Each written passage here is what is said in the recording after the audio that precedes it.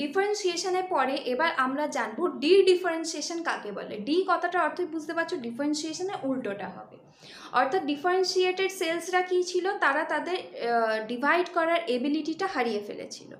এবার কোনো একটা এমন স্পেশাল কন্ডিশন এলো প্ল্যান্ট সেলের ক্ষেত্রে বা যে কোনো সেলের ক্ষেত্রে, হিউম্যানেরও হতে পারে, এলো যেখানে তাকে আবার রিগেন করতে হচ্ছে তাদের ডিভাইডের এবিলিটিটাকে।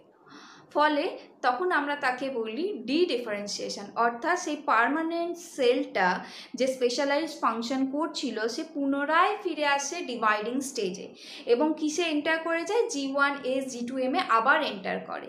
এটাকে আমরা বলি ডিফারেন্সিয়েশনের থেকে ডি ডিফারেন্সিয়েশন। ফর এক্সাম্পলে বলতে পারো প্যারেনকাইমা টিস্যু থাকে প্ল্যান্ট সেলের ক্ষেত্রে, তারা আবার পুনরায় ফিরে আসে ডি ডিফারেন্সিয়েটেড হয়ে, ডিভাইড হয়ে তারা কি তৈরি করে, মেরিস্টেমেটিক টিস্যু